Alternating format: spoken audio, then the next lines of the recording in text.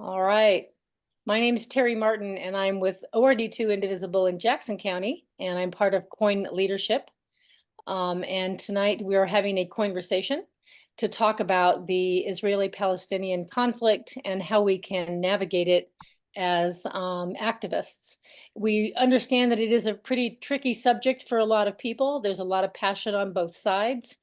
And personally, the way I describe it to people is we have this giant boulder between us and the White House in November. And it's a big boulder. We can't move it, and its roots are really deep. It's been there forever. And we're standing at the base of it. And we know that on the other side of it is the White House, where we need to keep Joe Biden and Kamala Harris. And what may happen is we may end up dividing into two groups and going around it. But in the end, we have to come together on the other side as we march toward Washington. So that's kind of my take on it. When people ask me what to do, and I just say, just get around it. I'll see you on the other side. So tonight we have a special guest. But first, I'm going to introduce Tim Bailey, who's head of our social justice team. You can wave, Tim. And he's going to be our host for this conversation tonight. And then I'm going to introduce Hannah Oliver, who is our regional organizer for Oregon and Washington, who will introduce our special guest. Thanks, Hannah. Great. Hi, everyone. Super happy to be here. Super happy to see everybody. So I'm here to introduce my amazing colleague, Andrew. He's been with Indivisible since 2020. And prior to his work with Indivisible, he worked in Congress with one of his home state representatives, Congressman Mark Pocan. So anyways, take it away, Andrew. Happy that you're joining us today. Thanks, Hannah. Happy to be here. And happy to be talking with y'all. Always deeply impressed by the work of Indivisibles across Oregon and all the operation that COIN has going on. So really excited. So I was invited to join y'all tonight to provide, as Terry mentioned, an update on Israel's ongoing military campaign in Gaza and the U.S. government's response to it, and Indivisible's response to that. Happy to do that. Of course, I will say we're not going to solve all of the world's problems here together tonight, but we can hopefully, come to some shared assessments and talk about some ways to move forward. In addition to talking about that, I think I was also invited because this has been a really difficult issue for folks to navigate. I liked Terry's metaphor of this big boulder. I think, that resonates.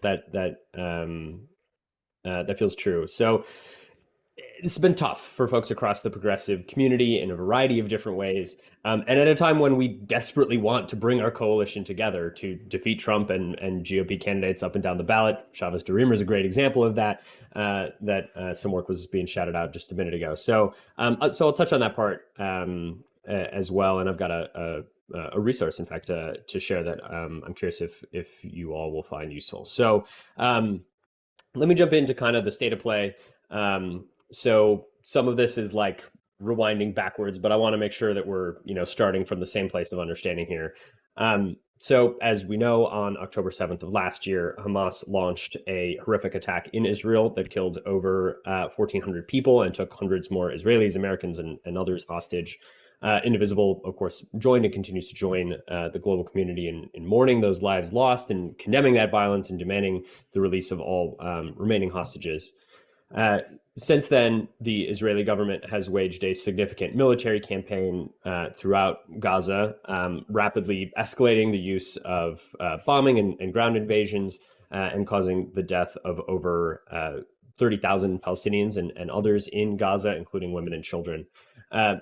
Currently, over 1 million Palestinians have been displaced from their homes. Around 1 million Palestinians are at risk of starvation.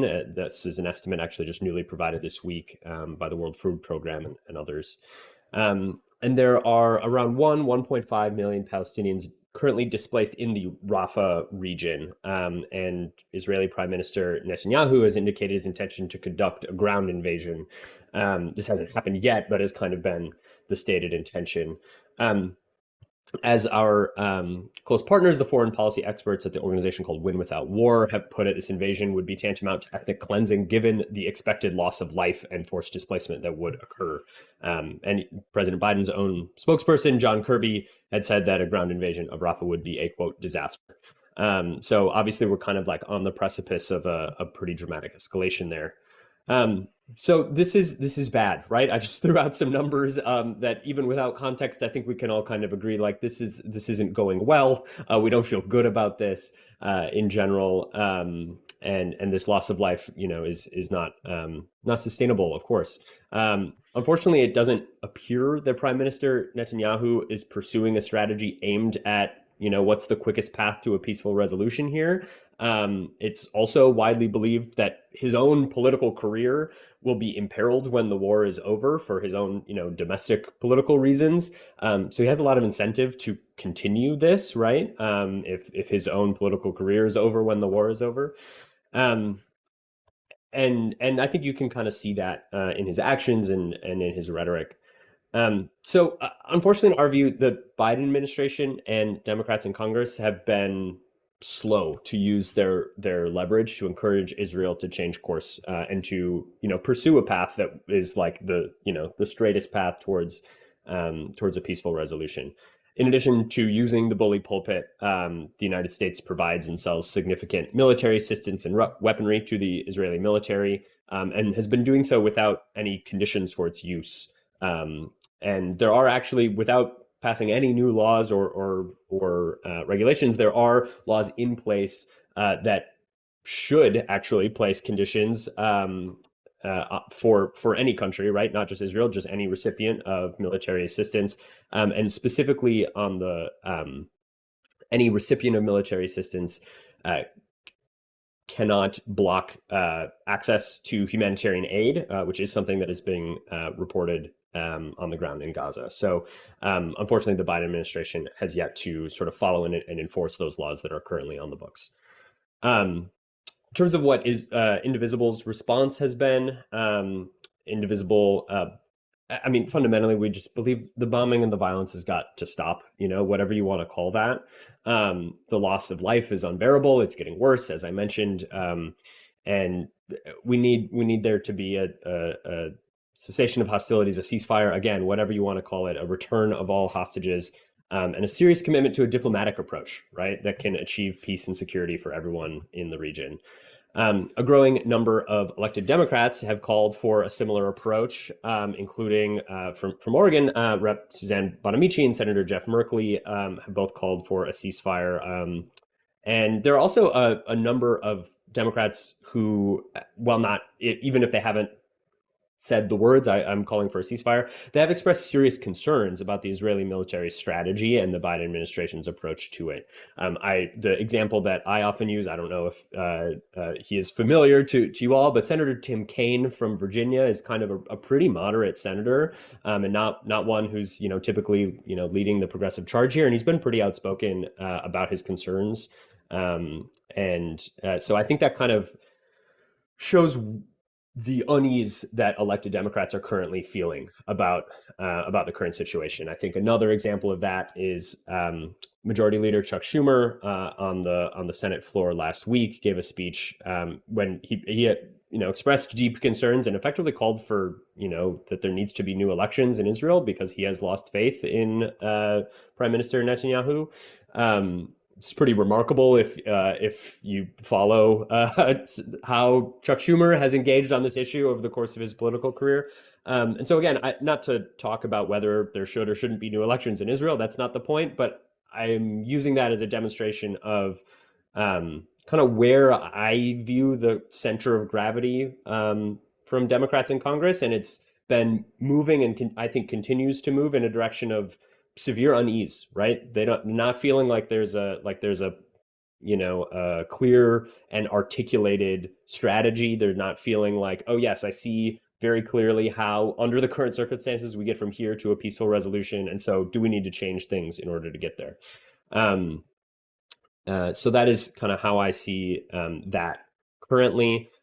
We do again, just in terms of things that Indivisible has done, we are currently hosting 2 call tools on our website for folks who do want to call their member of Congress and urge them to call for a ceasefire. I can actually, I know that the chat is turned off, but we can circulate those for folks who are interested. As I mentioned, both Rep. Bonamici and Senator Merkley frankly deserve thank yous on this. I think in particular, I want to give a shout out to Senator Merkley and his team. He gave a really powerful speech on the Senate floor a couple of weeks ago around a related vote on this, and has also himself he went with a couple colleagues to Israel and visited the border with Gaza and inspected how humanitarian supplies were either allowed to enter or turned away, and has done some really good, I think, communicating about his experience on that trip. So I just want to give him credit for like really doing the work here and trying to lean into leadership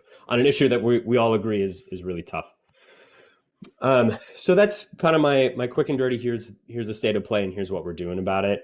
As I said, I also want to touch on the fact that this has just been really hard.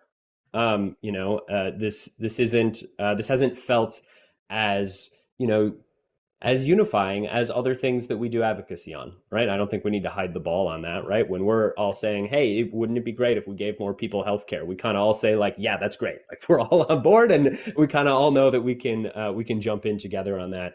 And this has been more difficult. I know for myself, I felt called to come to Indivisible when I did because of my progressive values, because of my belief that we need to fight for our democracy and against authoritarianism, and because I was excited that so many other people felt the same way, right? That's one of the things that I think is really beautiful about the Indivisible movement. I'm sure many of you have similar stories. And headed into this election cycle, it's yet another one of those, most important election of your lifetime situations. It's like a cliched phrase, but it's probably true again. Because of that, we know how important it is to bring our entire movement together, right? Again, I'm going to totally steal that boulder metaphor. So whether our movement's going, this way around the rock or this way, or like some people are climbing over, somebody's like boring a hole through the middle, like whatever you got to do, we know we got to get to the other side together. And that's not just the Indivisible movement, right? And other Indivisibles, of course, that's everyone who believes in our democracy and stands against, all the nonsense that Trump is peddling. And it's been hard to have disagreements with friends or neighbors or folks that we organize with at this time when we need to unite. Relatedly, it's been tough to see Biden, who we know we need to get across the finish line, dealing with these divisions in his own coalition. Regardless of how you feel he is addressing the circumstances on a policy matter, there are people who we need to vote for him who are currently mad at him. That is just like an observable fact, and that's hard because I don't know about you, but I'm not trying to like roll the dice on when Trump is the other name on the ballot, right? We want Joe Biden to be in the strongest position as we head into kind of the heat of this election cycle. We want Democrats up and down the ballot to similarly feel that way. We want people, just voters in general, to be feeling good vibes towards Democrats if they're going to be headed into that ballot box. But there are also lots of folks feeling real pain and dissatisfaction with Biden's handling of Netanyahu's war, and we need to figure out how to make sure that they are on our side. So this is part of, to go back to what Indivisible is doing, that's part of why, in addition to the moral reasons that we want the violence to stop, I believe it's important for the Biden administration and for Biden's reelection to bring this crisis to a close, right? I don't know, now I'm committed to the metaphor. Are we shrinking the boulder, making sure that we can all get around it, whatever that is?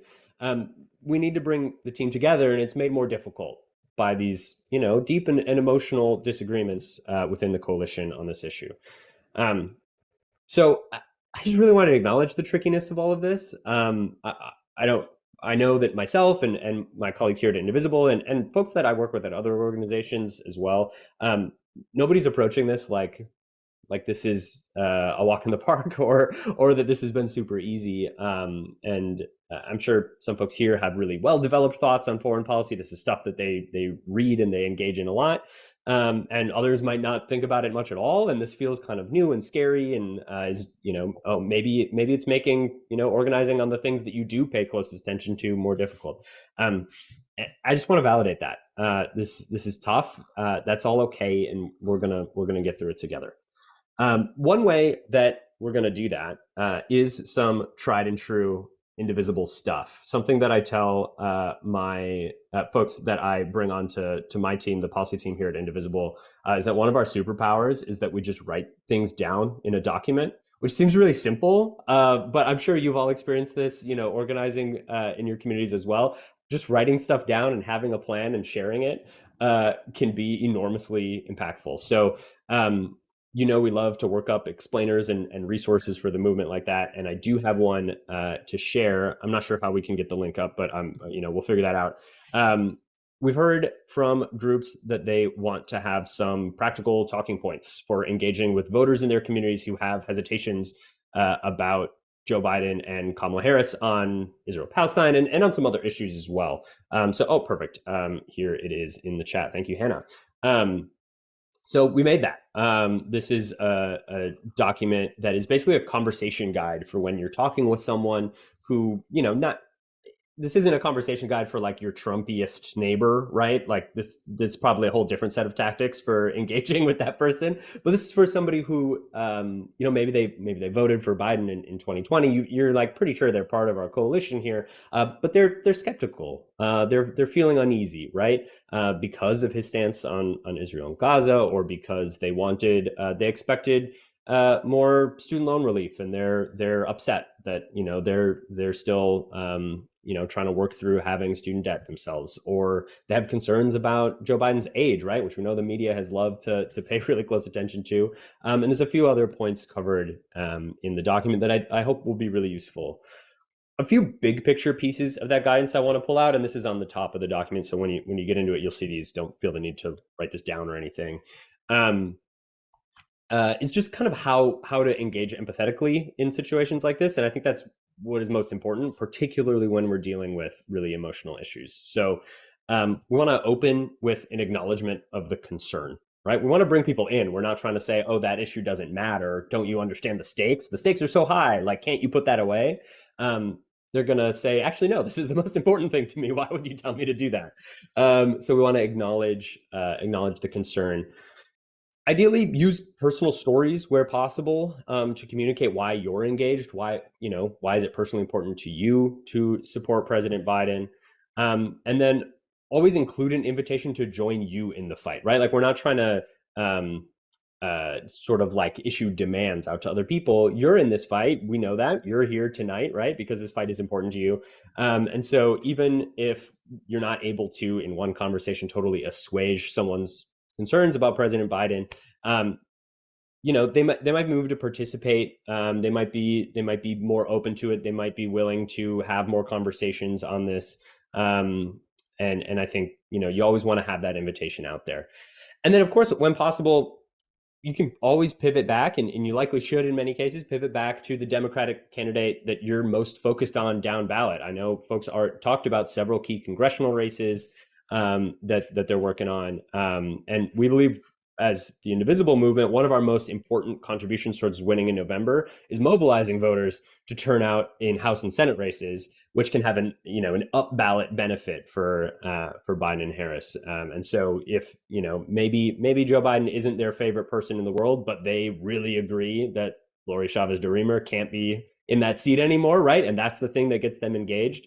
It's always good to pivot back to that. So this is just one resource that doesn't solve every problem, right? But please do use it, and I hope it's helpful. And if you have, either feedback on this, or if there's other things like this that can kind of help you and your groups and your friends and neighbors navigate this moment that you would like to, in order to feel supported, please do share that with Hannah as your organizer, so that we can kind of get that feedback as a team and figure out how to get people what they need. Okay, I took us on kind of a long journey there, from state of play kind of on the ground, where I see the center of gravity amongst Democrats in Congress right now, what Indivisible is saying we should do about it.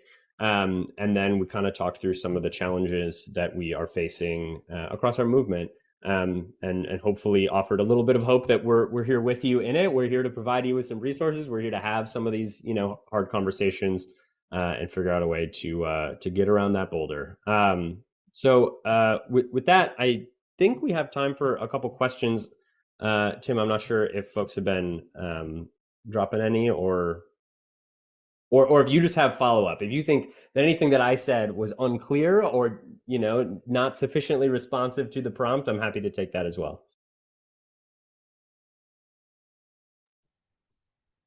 For me, it is such a complicated issue, and I have been following it most of my life as an international affairs major, and and the challenges too, obviously around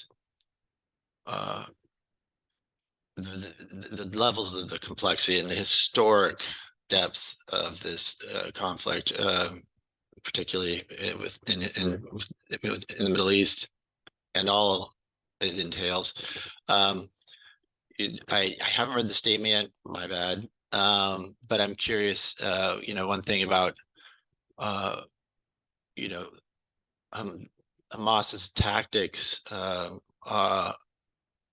and statements, right? The fundamental, and not only just anti-Israel, but anti-Semitic, positioning there, how to balance that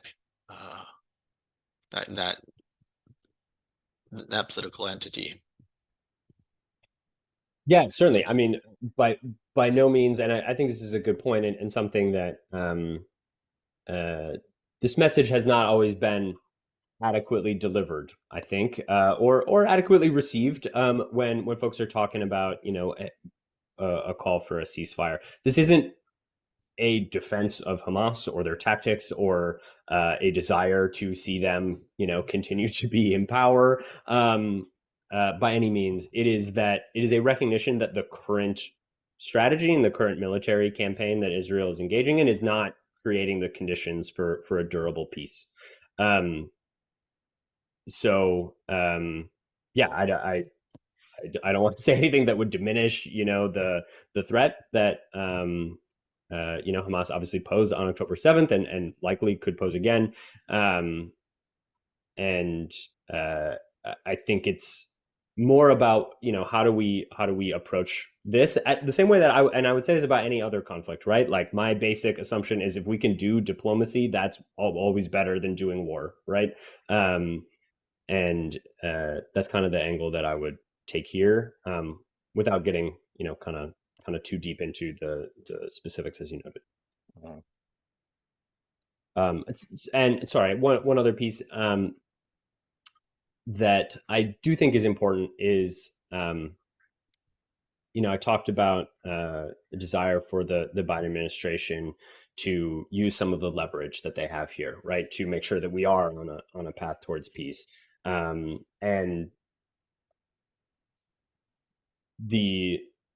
that only shows up on one side, right? There's the Biden administration doesn't sell weaponry to Hamas, for example. Thank goodness, we wouldn't want that to happen. But there is military assistance being provided to the Israeli military, and so that is kind of the leverage on the table. And so if we want to say, hey, I think this is probably going too far, this is over the top, let's let some cooler heads prevail, let's pivot to diplomacy, that is a tool that we have.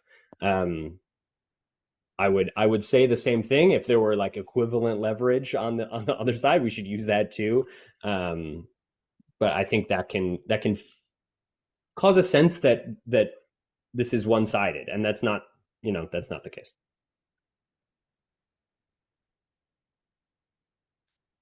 I am not seeing any other questions. I'm not sure, Michael, if you still had a question, you want to throw it in the chat, or. So there's a question here from Michael Human. Actually says, I have a comment that a major point is not being addressed that is critical to our collective response. That is that we need to acknowledge the huge humanitarian crisis that is the famine that is happening throughout Gaza, and this needs to be stated. Thank you, Michael. Yeah, I think that's a great point. I mentioned it briefly that around 1 million people in Gaza right now are at risk of starvation. And more are sort of anticipated to be at risk down the line.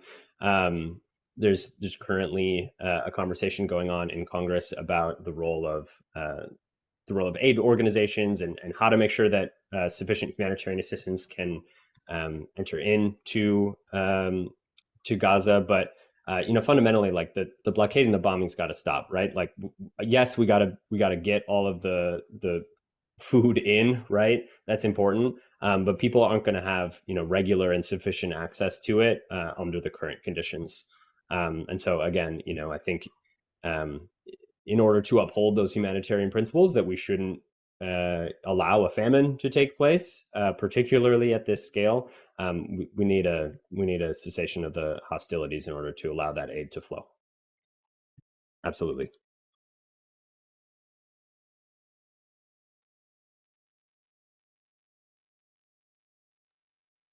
Are there any other questions out there? You can throw them in the chat and we'll see it if you want to do that. Susan Cobb has a question. Yes. So I just find, I don't know if this is really a question. I'd like your thoughts on what I'm about to say. I just find it kind of hard to fathom that we're funding the bombing and we're funding the services to help these people. And at the same time, Bibi is saying, the military is saying, okay, all of you have to go south. The last hospital is now under attack. I just find this so hard to understand. Yeah. So what I'm hearing is this disconnect between, United States is saying, we have concerns about this, et cetera. But then you hear kind of the exact opposite of that from Prime Minister Netanyahu, right? Right. And yeah, okay. Want to make sure I was tracking that appropriately. Yeah, I agree. And I think there's actually I have it up in another tab, and I haven't finished reading it yet. There's just a new report on kind of some inside account on the Biden administration strategy here.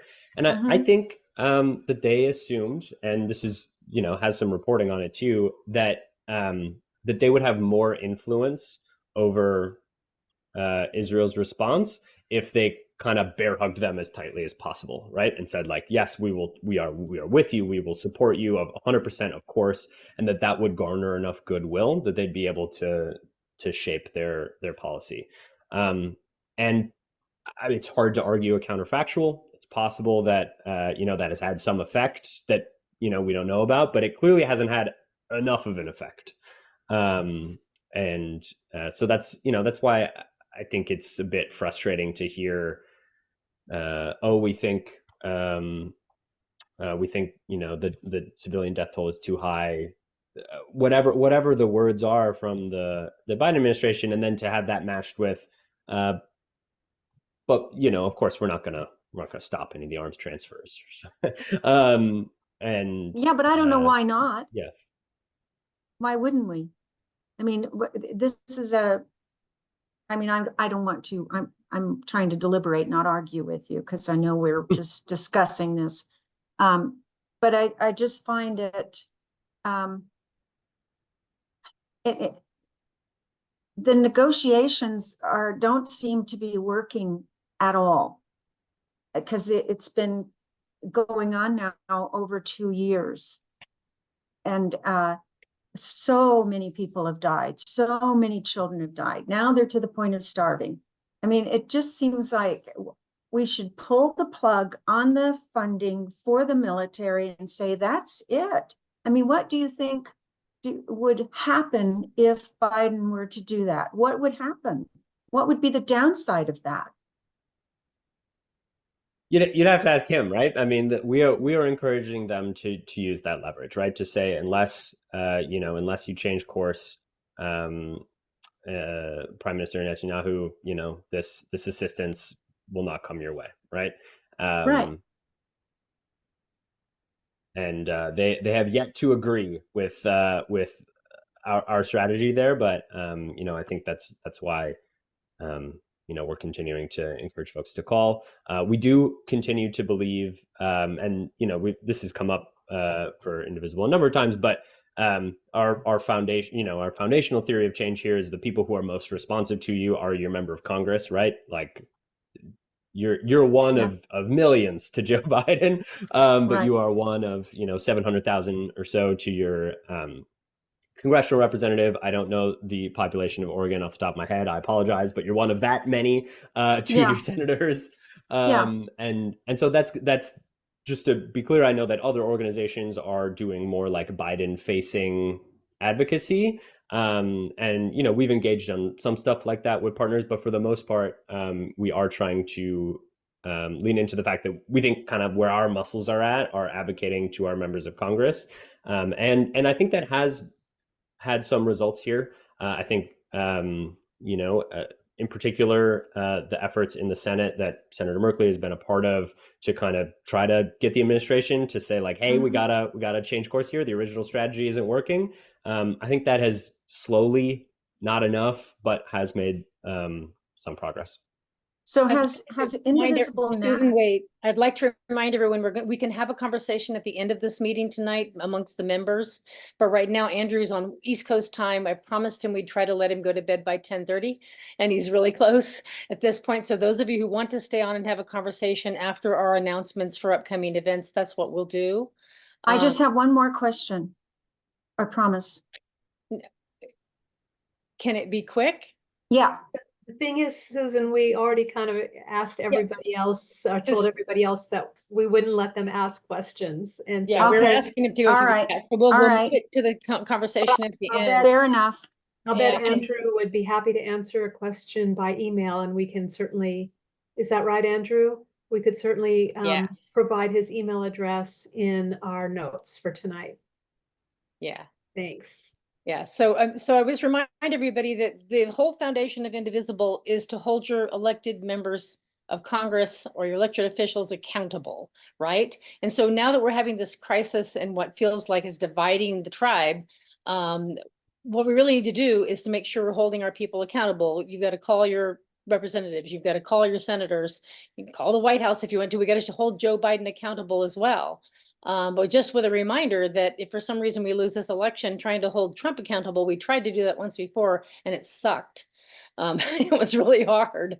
But so at this point, let's just remember that what we're trying to do, no matter how you feel about the issue, no matter how you think they're performing, it's our job to give them feedback wherever you are on the issue. So that'll just remind everybody of that. And I'd like to thank Andrew for coming tonight.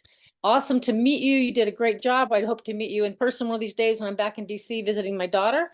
I'll stop by and Indivisible. If you guys still have an office there.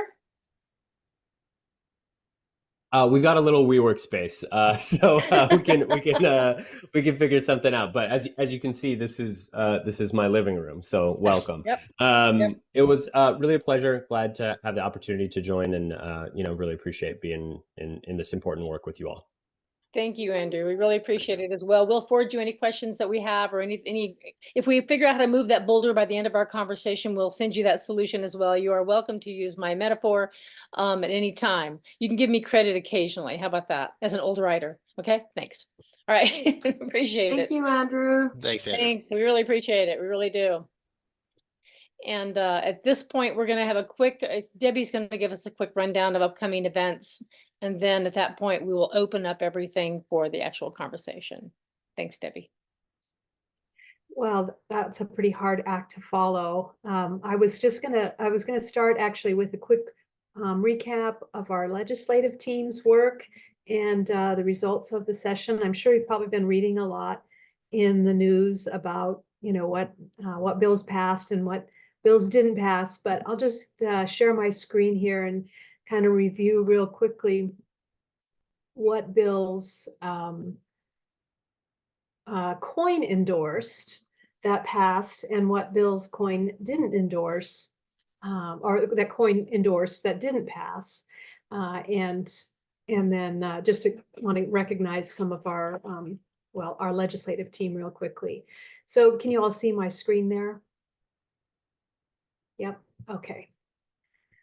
All right, so COIN endorsed altogether about 34 bills, it looks like.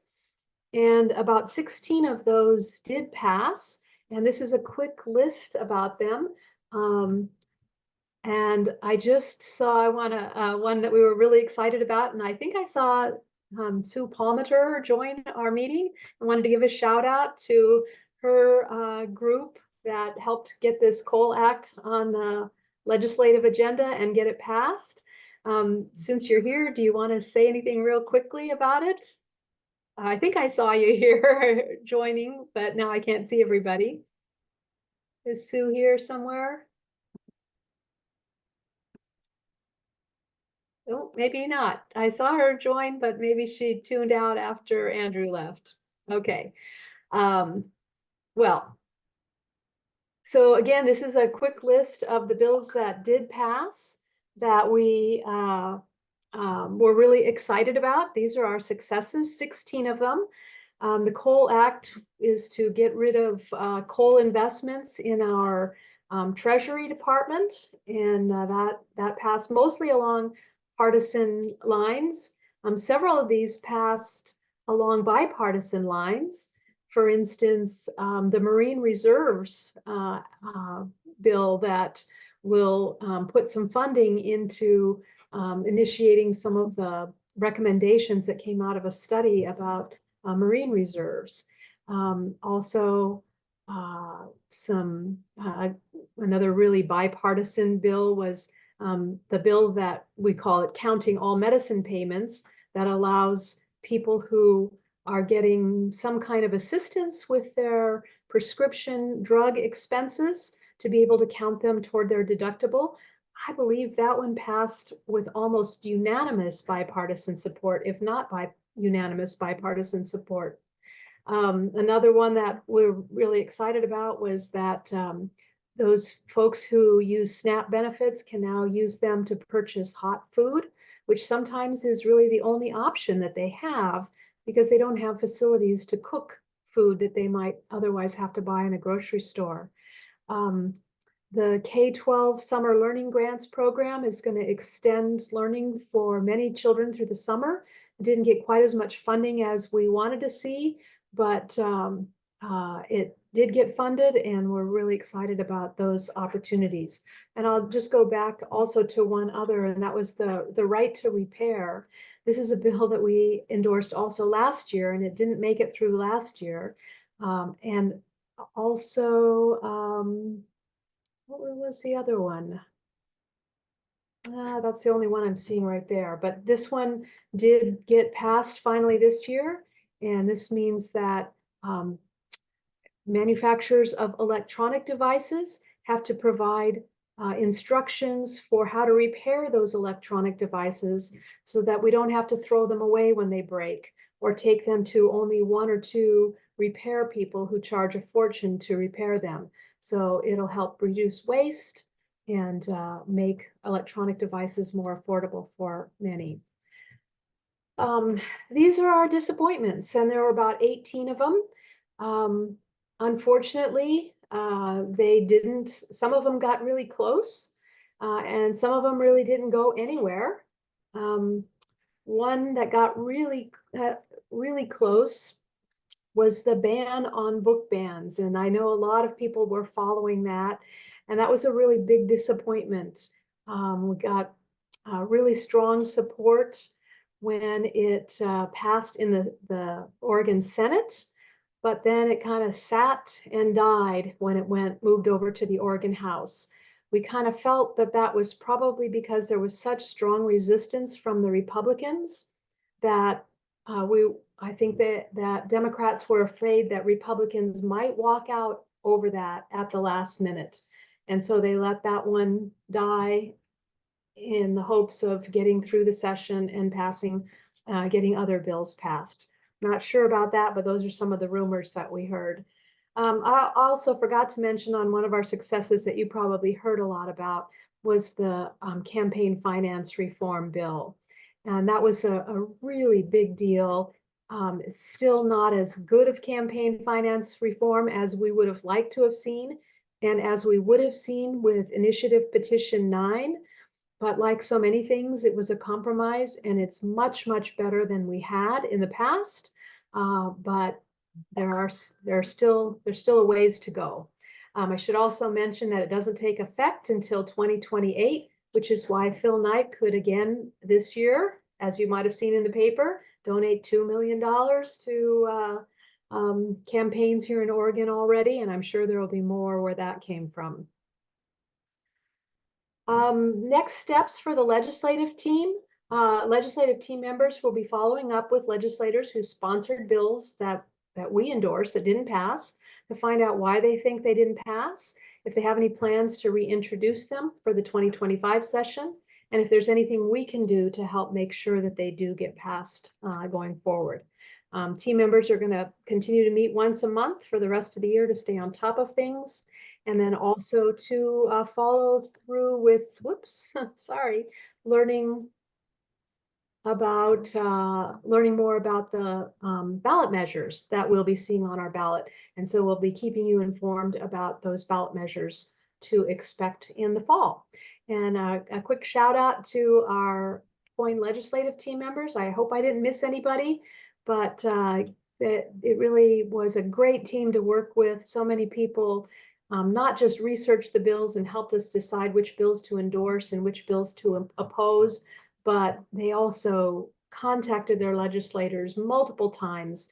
They wrote testimony, they gave oral testimony, just really a great team of people to work with. And so thank you to all of you. I'll mention one last thing about bills, and that is that there were also bills that we opposed that didn't pass. I just want to make you aware that Republicans did put forward an abortion ban bill, and also a ban on vote by mail, and neither of those went anywhere, fortunately. There were a couple of other bills that we opposed. One that was designed to help fund wildfire response, but it was going to be funded more by taxpayers and less by timber companies. And we felt that was really an unfair burden on taxpayers. So we opposed that strongly, and that ended up not passing, probably as a result of a lot of people opposing it. And then also a bill that was designed to derail the habitat conservation plan that the Forest Service, the Department of Forestry, had been considering. And that bill was designed to force the Forestry Department to manage the forests, to maximize timber profits over all other uses of forests, for instance, recreation, habitat, clean water, and things like that. And so there was a big push by Republicans in the timber industry to pass that bill. But again, so many people, especially on the North Coast, you Inco folks really came through on that one, and that one got turned away also. So great job, everyone. And that's it for the legislative team. If you're interested in being a part of this great team, we're still accepting new members.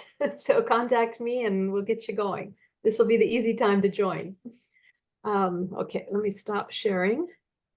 And then I think I was, am I going to give the quick preview of what we have coming up?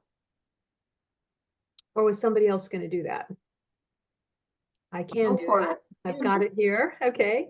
All right. April 2nd is our next meeting, and we will be having a forum for the candidates, the Democratic candidates in Oregon's District 3. So that'll be a really great chance for all of us to see who's going to be the Democratic nominee to replace Representative Blumenauer. Then our next COIN meeting would be April 16th. And about half of that will be a COINversation with Senator Elizabeth Steiner, who is the candidate for state treasurer. And then I just wanted to remind you folks, we've had it on our newsletter the last couple of weeks. But for any of you who are interested in getting involved with helping plan for a future effort to put an environmental, what's the word I'm trying to look for now? An amendment on our Constitution that guarantees our right to a healthy and clean environment. There's a coalition that COIN has joined that'll be meeting in Salem on May 4th, the afternoon and evening. And so watch our newsletters for a link to sign up on for that. And we're encouraging at least one member, maybe a couple from each Indivisible group to go and represent your group at that planning meeting. And that's all I have. What have I forgotten? I just put in there that I will include all of the links that Andrew wanted you to have regarding Indivisible and its work and this the Middle East issue in the notes tomorrow. And if for some reason there's anyone on the call that doesn't get the COIN notes, would you please send an email to us at coinleadership@gmail.com and get on the list, and we can make sure that you get the notes. So. All right. Anything else for the good of the order before we open up the conversation? Maybe Hannah, do you have any notes about things that are happening with Indivisible in the next week or so? Sorry to so put you on the spot there. Oh, no, you're good. Yeah, I'm happy to talk about some upcoming events. So I know for the rest of the week, I know that we have 2 really cool events coming up.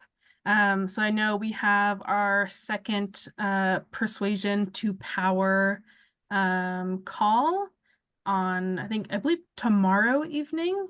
That's a really cool event. Loretta Ross is going to be there. She's a really cool person.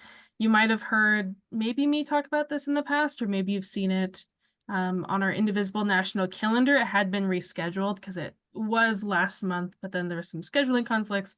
So now it's tomorrow. But that's going to be a super, super cool call. Loretta Ross, she coined the term reproductive justice. She is an absolutely amazing human being. Highly suggest going. Then there's an event on the 21st, which is our Grassroots Leadership Network call. Another really cool call. You'll hear a lot about what Indivisible National's plans are for the upcoming election. Great one to join. And also, if you register for these calls, even if you are unable to attend, we will send you the recordings for them afterwards. So even if you're busy while these events are happening, if you register, you'll get a follow-up email. And I'll actually put here, I just put a link in the chat. I think those are the only 2 events coming up this week. Although, yeah, so the only 2 events coming up this week, I believe. But there are other things. So we still have Grow Grants and Indivisigather money that you all can apply to. Highly, highly recommend it, especially as summer is coming up.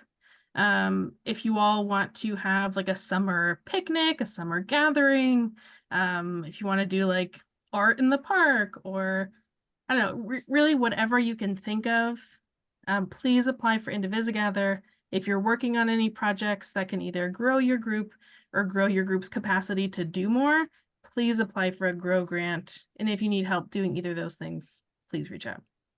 And from April 1st to May 31st, double your fundraising efforts with Indivisible's matching funds.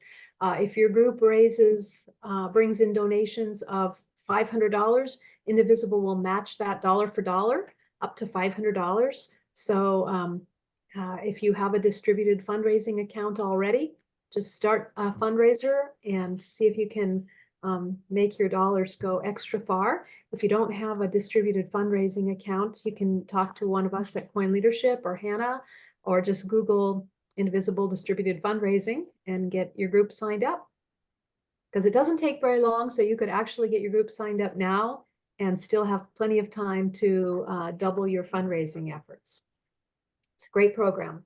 And you can also donate, if you don't have a fundraising account, you can donate to some of the coin teams like the Bat Drat team, because our funds will double there and we'll be using it to buy more postcards and stamps against Lori Chavez DeReamer. And the COIN statewide group will also be happy to accept donations that will be doubled during April and May. Don't donate until April 1st, please. Okay, well, I think that that's all of the housekeeping notes that we have this evening. And anyone who wants to continue on and start a conversation amongst members about how you're navigating, we'd like to keep the conversation positive, please. Constructive criticism, if you think about it. Remember, everybody's walking a different path, and the path that you're on toward that boulder may be completely being walked by somebody right next to you with a whole different background, and they may see that boulder a whole different than you. So keep that in mind as we converse tonight. I think Teresa's going to turn off the recording at this time so we can all feel free. I have a cat that's killing me here. Sorry. It's been off ever since Debbie stopped her presentation. So I wonder, should we have Tim lead this part of it so he can call on people and moderate? And it says it's recording though, Teresa, still. I swear I stopped it.